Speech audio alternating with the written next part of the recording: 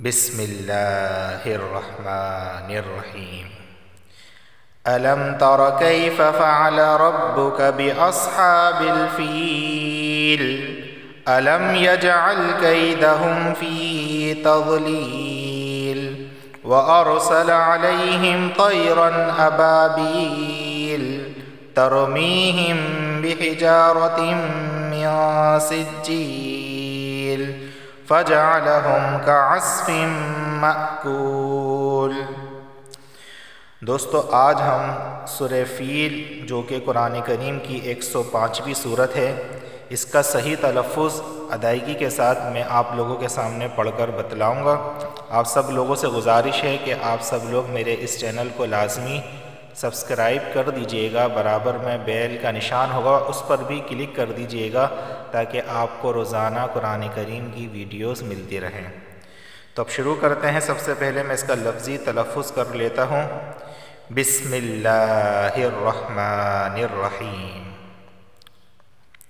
الم تر الم تر الم تر کیف کیف فعل فعل ربک ربک باصحاب الفیل باصحاب الفیل فیل الم تر کیف فعل ربک باصحاب الفیل الم یجعل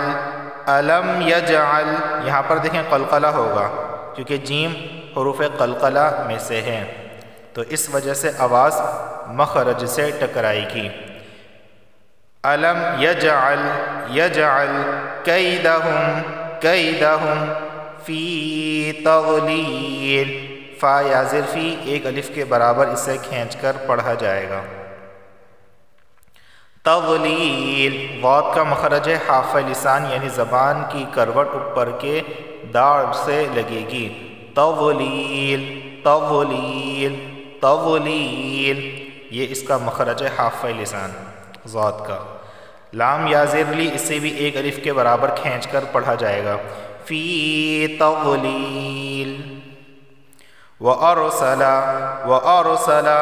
عَلَيْهِمْ وَأَرْسَلَ عَلَيْهِمْ طَيْرًا أَبَابِيل أَبَابِيل، با الف زبر با ایک الف کے برابر اسے کھینچ کر پڑھا جائے گا، اور با یا زیر بھی اسے بھی ایک الف کے برابر کھینچ کر پڑھا جائے گا۔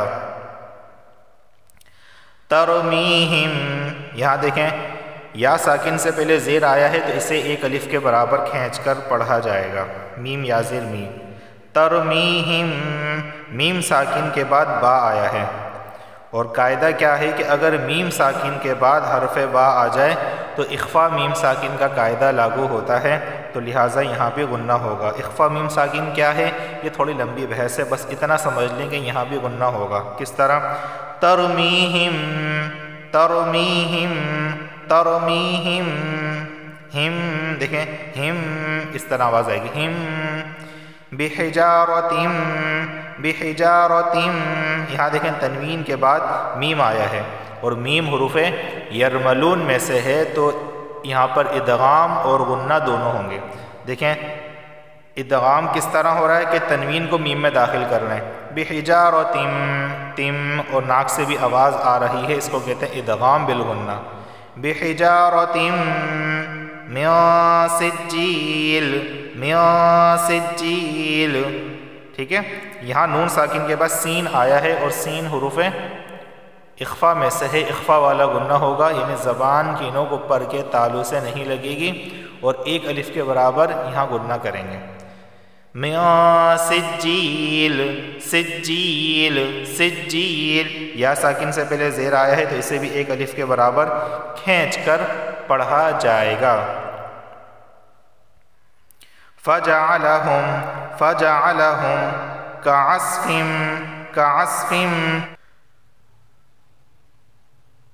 تنوین کے بعد یہاں پر کیا آیا ہے؟ میم آیا ہے، تو اس وجہ سے یہاں پر اسے بھی ادغام اور غنہ دونوں ہوں گے، کیونکہ میم حروف یرملون میں سے ہیں، تو لہٰذا ادغام بھی ہوگا غنہ بھی ہوگا۔